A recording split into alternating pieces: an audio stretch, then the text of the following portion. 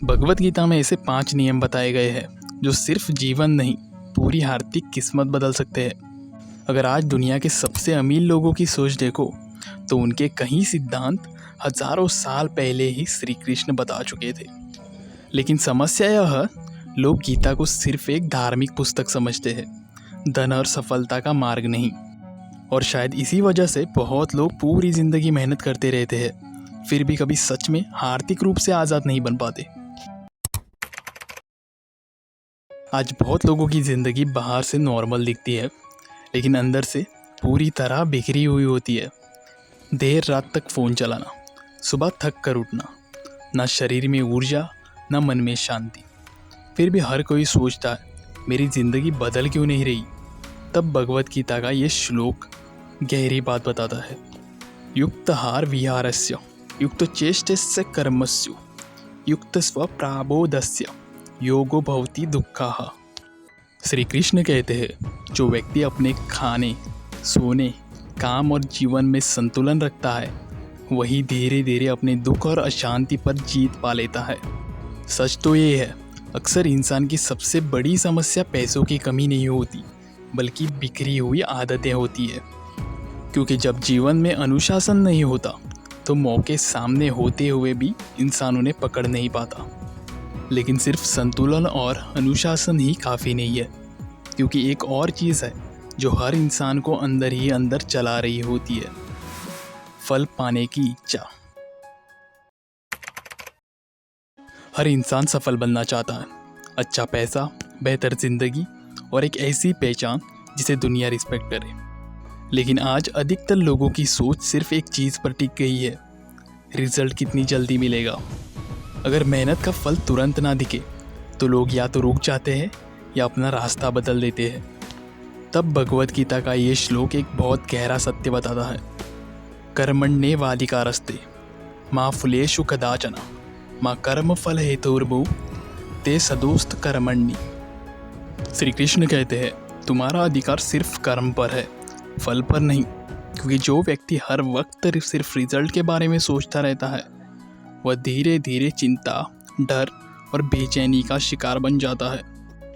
लेकिन जो व्यक्ति बिना रुके, बिना तुरंत फल की चिंता किए लगातार अपना कर्म करता रहता है, वह एक दिन वही पा लेता है जिसका लोग सिर्फ सपना देखते हैं।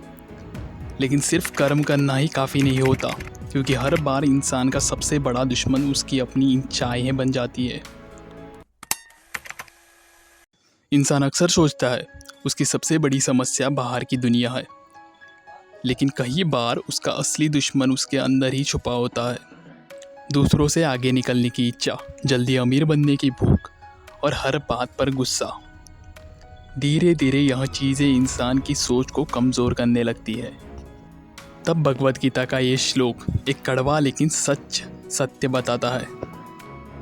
त्रिवेंद नरक सेंद द्वार नाशनमात्मना कामा क्रोधस्तथा लोभस्त समोदत्रय तेजतु। श्री कृष्ण कहते हैं, काम, क्रोध और लोभ, ये 3 चीज़ें इंसान के विनाश का कारण बनती है।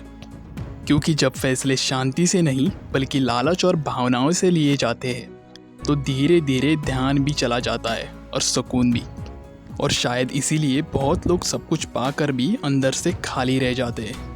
लेकिन जिस दिन इंसान अपनी इच्छाएं पर नियंत्रण पा लेता है, उसी दिन उसकी असली बदलाव की शुरुआत होती है। जिंदगी में एक समय ऐसा ज़रूर आता है जब इंसान को समझ आने लगता है कि उसकी सबसे बड़ी लड़ाई दुनिया से नहीं, खुद से है। कभी डर उसको रोक देता है, कभी पुरानी सोच, और कई बार इंसान खुद ही अपनी ताकत को कम समझने लगता है। तब भगवत गीता का ये श्लोक बहुत गहरी बात समझाता है।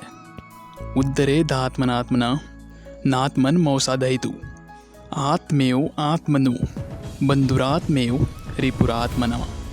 श्री कृष्ण कहते हैं, इंसान को खुद ही अपने आप को ऊपर उठाना होगा, क्योंकि उसका मन ही उसका सबसे बड़ा मित्र भी बन सकता है और सबसे बड़ा शत्रु भी।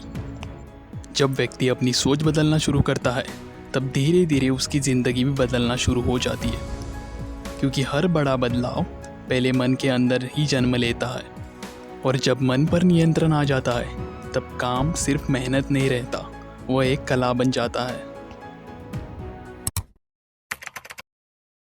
और आखिर में भगवत गीता एक ऐसा सत्य बताती है जो एक आम इंसान और असाधारण व्यक्ति के बीच का अंतर तय करता है।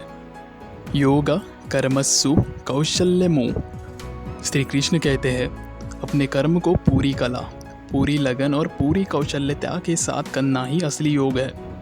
सफल लोग अलग काम नहीं करते, वह हर काम को अलग तरीके से करते हैं। जब मन शांत हो, इच्छाएं नियंत्रण में हो और व्यक्ति बिना रुके अपने कर्म पर लगे रहे, तब धीरे धीरे उसका काम ही उसकी पहचान बन जाता है। और वही सामान्य इंसान को असाधारण बना देता है, क्योंकि असली धन सिर्फ पैसा नहीं होता। असली धन होता है असली कला, असली सोच और असली वैल्यू, जिसकी जगह दुनिया में कोई और नहीं ले सकता।